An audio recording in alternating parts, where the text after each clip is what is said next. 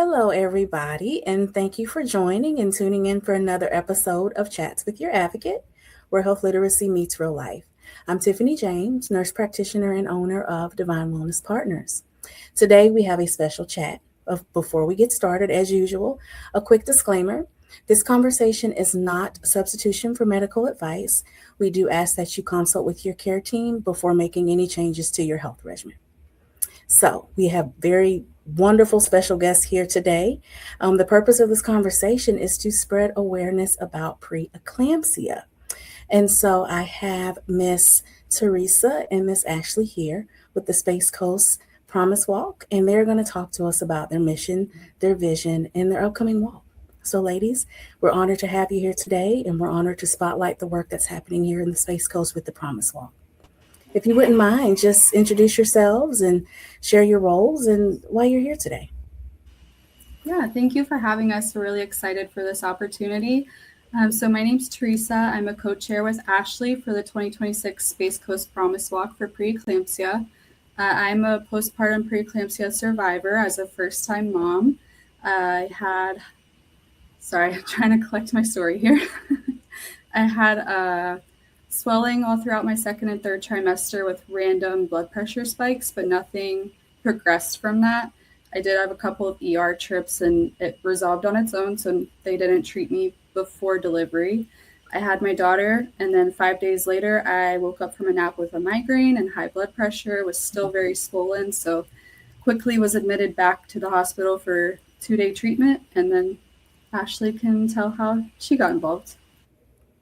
Hi, I'm Ashley. I am the other co-chair for the Space Coast Promise Walk, and Teresa and I are actually, our husbands are cousins, so we joke that we're family and also best friends. So I got involved early on when she went through everything she experienced with her daughter and the postpartum preeclampsia. A year later, I was pregnant and I had a pretty typical pregnancy and delivery, no complications. So I feel like pretty blind to everything in regards to like the warning signs. So if it wasn't for Teresa, like really telling me like, hey, you need to be like on top of looking out for these signs, I don't know what would have happened. So like I said, I had a completely typical delivery. We got home, everything seemed fine.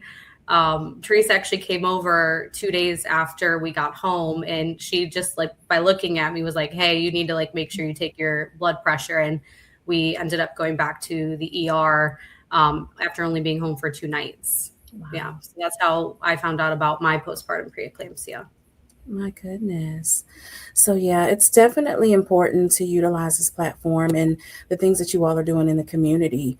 Both myself and Dr. Graham also had preeclampsia. Mine was similar to your stories where my symptoms started after delivery and was readmitted. So it's scary. It is a scary time. And then a lot of emotions that go into that as well because you're a new mommy. And so you have to also navigate those feelings and challenges. So, just again, thank you all for being here and doing what you do to spread awareness for this important topic. And a lot of women don't know, the signs and symptoms and things to watch for. So it's just important. And we definitely want to normalize these conversations because they're not said enough. So thank you again. Yeah, I agree. And it was like, whoa, this is something like nationwide. It's not just me. Because it almost felt like taboo, like something's wrong with me. I can't take care of my body. How can I take care of my baby? So that was a nice feeling to have the foundation. Absolutely. And I'm sure, again, those feelings are felt by many mothers and just being able to have a safe space, to have those conversations, feel vulnerable and get the education prior to, because we know this is something that can also increase the risk of death in the mother and baby. So great work, ladies. Great work. And so I know we talked a little bit about your journey that led you to starting the Promise Walk and kind of your just challenges and hurdles with postpartum preeclampsia. Is there anything outside of your journeys that inspired your involvement or passion for awareness of preeclampsia and maternal health? Any other connections, family connections, or anything like that? So again, for me, like my biggest one was Teresa. Like Teresa went through everything first. So I didn't know anything and I love my doctors. I had a really great team. But I think because I had such a typical pregnancy and not a lot of complications, there was definitely no conversations about like warning signs and pay attention to Mhm. this. Okay. And definitely nothing after I delivered. It was like, oh, go home. Good luck. Mhm. And like I Mhm. said, if Teresa wasn't there to really tell me what was going on or be like, hey, pay attention, I probably would have paid a blind eye to it.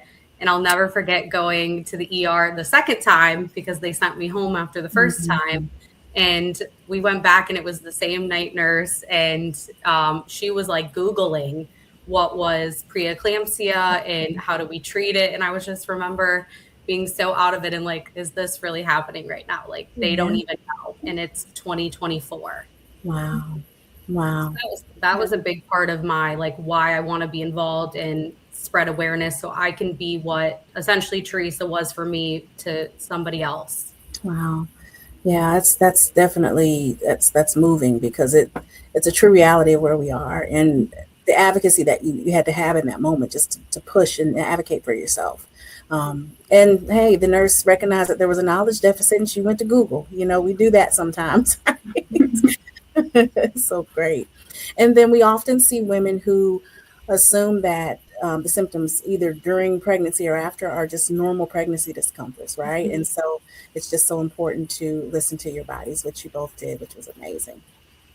And so when we talk to the viewers, for those who may be hearing this for the first time, do you ladies want to go into what preeclampsia is and why it's such a serious condition during pregnancy and the postpartum period?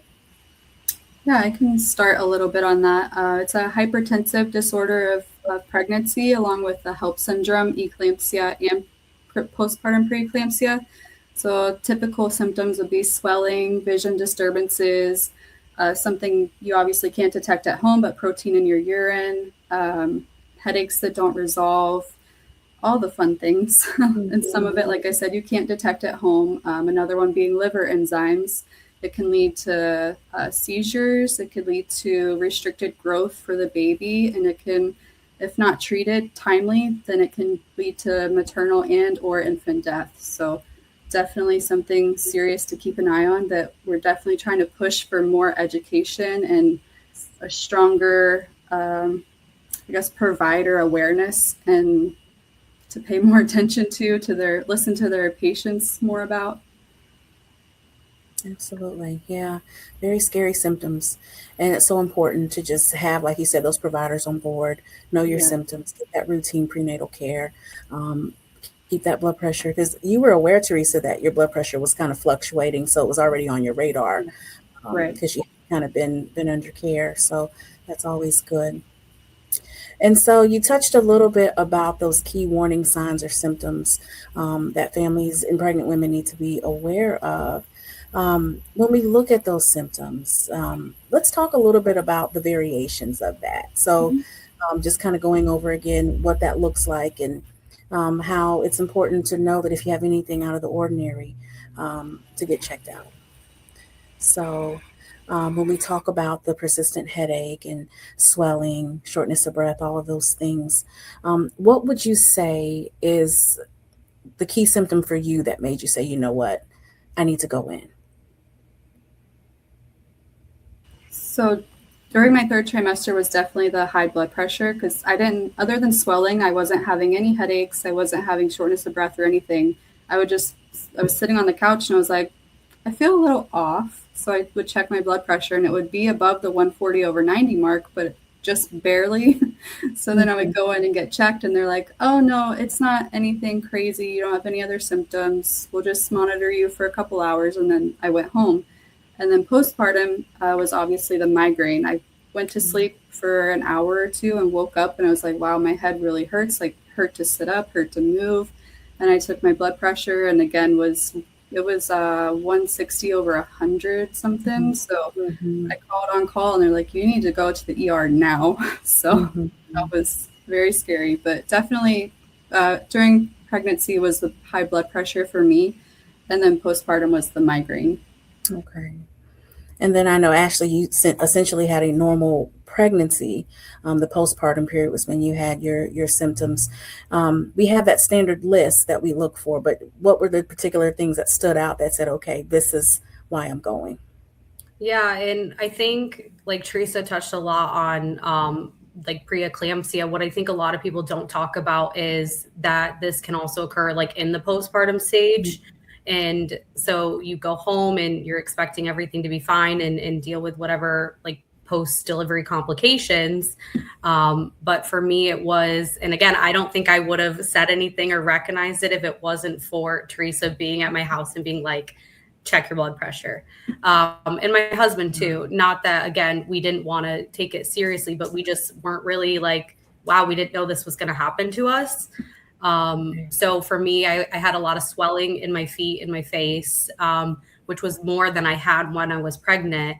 And then the high blood pressure ended up, went into the ER, and I'll again never forget the doctor telling me that unless it's like 210 over 100, like that's really what he treats. And I was like, and I'll never forget like my husband's reaction, our family's reaction, and they were like really upset about it. And so we went home, we were on medication, and then it was even higher the next day. And it was just a roller coaster trying to figure out like how to stabilize the blood pressure, unfortunately. My goodness. And your story is like so many others. And you're right, we don't talk about the postpartum period. And the reason why I wanted to just revisit those symptoms that each of you had is because neither one of them were the full picture. But because you listened to your bodies, you saved yourselves, and so it's important for the viewers watching who are trying to learn. Maybe they're recently delivered or currently pregnant. That's not an all-inclusive list. If there are a couple things or just one thing on that list that is alarming, please go and get checked out, because it's just so important. So thank you for sharing it. And myself too, very similar to your stories. I had several of the symptoms. Shortness of breath, severe headache. I woke up in the middle of the night and felt like I was going to die. And I told my husband, I said, we got to go to the hospital right now, because I feel like I'm going to die. If we don't, I feel like something bad is going to happen. And sure enough, my blood pressure was 200s, over 100, got admitted, and, the whole thing. But it's interesting how different presentations, are there, but, still we need to get that care. So thank you for that. Yeah. And it's scary too, because a lot of the symptoms are like the typical pregnancy symptoms, like gaining the weight and the swelling. And like for me, I had really bad headaches. And I remember reading like, oh, this is like a wives' tale, like for like certain genders. So like I didn't think anything of it. Yep. Yeah, it's scary. Yeah. And so many women, that same thing. It's like, oh, I'll lay down, I'll brush this off. I'm big and pregnant. That's why I can't breathe, Right. That's why I'm swollen. Right. So yeah, it's just important. Again, that advocacy is so important. Your bodies, even when you're pregnant, the body goes through a million different changes, but you're normal pregnant, right? So just being sure to get those things checked out. Yeah. And just real quick, important to note that it usually starts after 20 weeks in pregnancy, and postpartum can go up to 6 weeks after delivery. Definitely. I don't want to forget that. Yes. It's crazy. It's such a long span. Six weeks is a long time. It's a long time. When we think about what we as women go through to, bring life into this world, and what our bodies have to go through, the changes, even down to an hormonal level, the structural changes and how things shift and make room for this beautiful baby we're bringing into the world. It does a number on the body. Yes. So it can definitely take some time, So even when we're home, when we're running around with this newborn, listening to the body is so important. So important. And so when we talk about community awareness, tell me a little bit about your thoughts on community awareness and education with hypertensive disorders in pregnant women. Why do you feel like that's so important today? Do you want me to start? So again, just Ashley's story, like she wasn't aware of any of it. I only heard about it briefly through doctor's visits and my postpartum, like my discharge. They would mention like, oh, hey, make sure you watch for these signs, but it's very brief. And like with Ashley's story, when she went to the ER twice and they were very dismissive and very hesitant to diagnose her or admit her. And then as she and I are out in the community spreading awareness about the walk, talking to businesses and local people, they say, wow, like, yeah, I had this disorder when I was pregnant, or my sister or my daughter. I'm like, it's crazy. There's so many people in our community who have had this, but they don't know about the resources or the foundation, especially being here in Brevard where it's home based is it's crazy. There could definitely be a lot more push and outreach, and especially with the healthcare, especially in Brevard since the hospital is closed. There's a big transition right now with gynecology and OBGYN care. There's definitely a lot more education that can be pushed on these factors.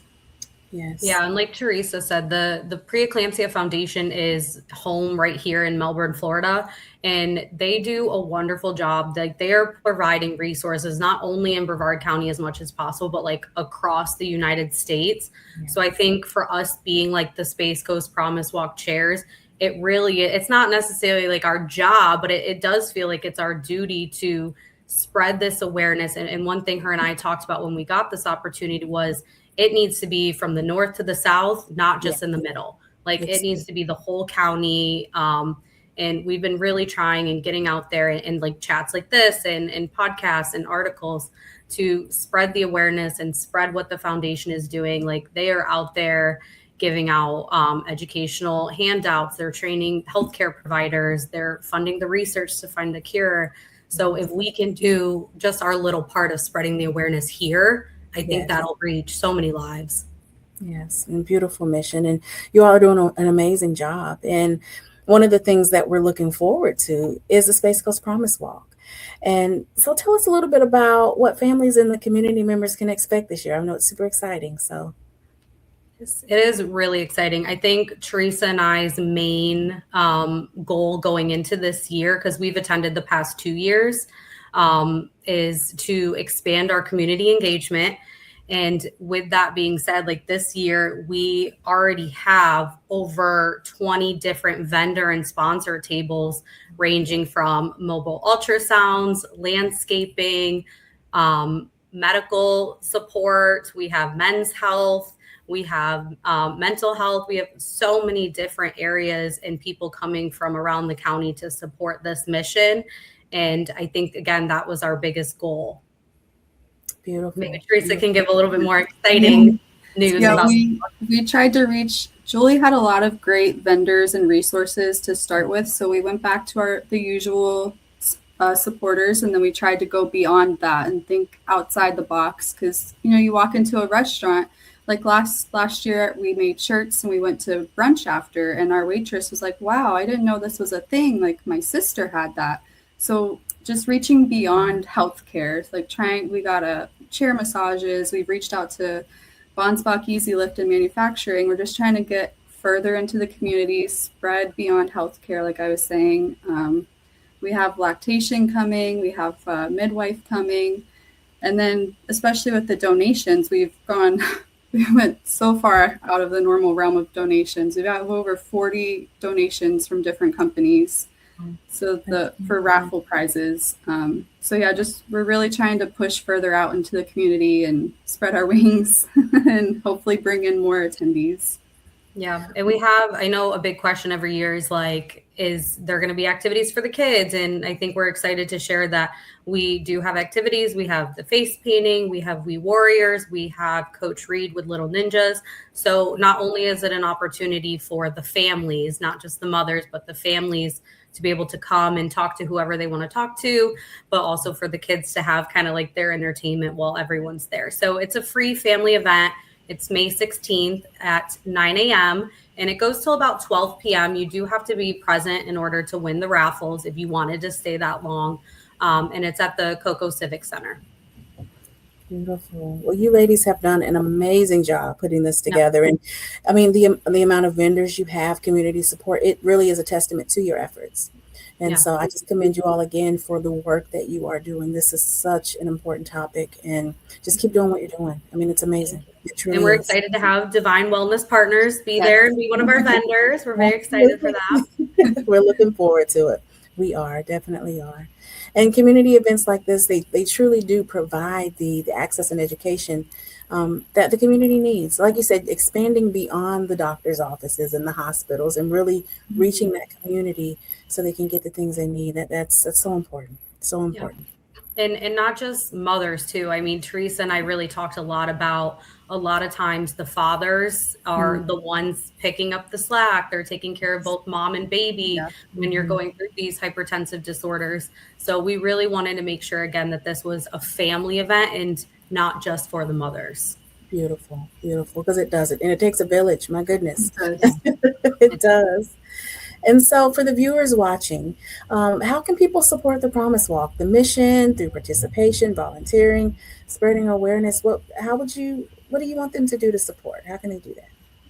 A big thing for supporting anything is definitely social media. Go follow, go interact with posts, like, share, message us. We're there to talk and spread more information, share links to the walk, to the Preeclampsia Foundation, to Mama's Voices, which is a advocacy for the postpartum and pregnancy. And go, I don't remember the walk website, Ashley, but you can register online for the walk. You can make donations. You can go to our event Facebook page. Lots of options. Lots of options to connect. Yeah, following us on social media, Space Coast Promise Walk is probably the easy way to go and see signs, symptoms, resources, the walk. Our biggest thing is that we want help advertising the walk. The more people that hear about it, the more people that will attend and essentially save a life. That's our big goal. If you're unable to attend, you can go on our walk website and donate if you're interested, or just follow along and just see what's going on. We like to post pictures afterwards. So really just getting our name out there, getting our mission out there, as well as supporting the Preeclampsia Foundation any way we can. Beautiful. And the one thing about that, just everything and all the work that you all are doing, we know that participation builds a stronger community and support systems. So the more that people are out there supporting you all, it really does help. So yes, please follow them on all platforms, like, share, all the things. So when we're talking about the viewers and just kind of wrapping things up, I want to ask you all, what's a final message that you would like to leave with the audience about maternal health, prevention, and hope? Definitely listen to your body and advocate for yourself. I know as women, that's sometimes hard to do, especially in the healthcare setting, but you definitely have to push for more information and just for your voice to be heard. Sometimes it's downplayed, or it's just like you were saying, Tiffany, it's just typical pregnancy symptoms, but sometimes that's not the case. And there's a lot of warning signs going off, and some of them you can't see or detect. So if you just, like when Ashley was postpartum, she said, I do not feel good. And she was just very pale and looked miserable. So it's like, yeah, you got to pay attention to that. So that's a big thing. Just listen to your body and advocate. Absolutely. Yeah. And I think for my final message is anyone listening, it may not feel like this applies to you, but one day it could apply to you. It could apply to a friend, a coworker, family member, your daughter. So really being able to have these conversations, spread awareness, no matter who you are, what you're going through, because you never know what life that could save. Absolutely. Beautiful messages, ladies. And again, we thank you all so much for coming on today and sharing with us. Kudos, hand clap to all the work that you all are doing. We will gladly support here at Divine Wellness Partners. We are huge proponents of what you all are doing. So just know that you have a supporter in us forever and always, okay? Thank you. Yes, thank you so much. Watching. Absolutely. And for the viewers watching, please feel free to like, subscribe, and share.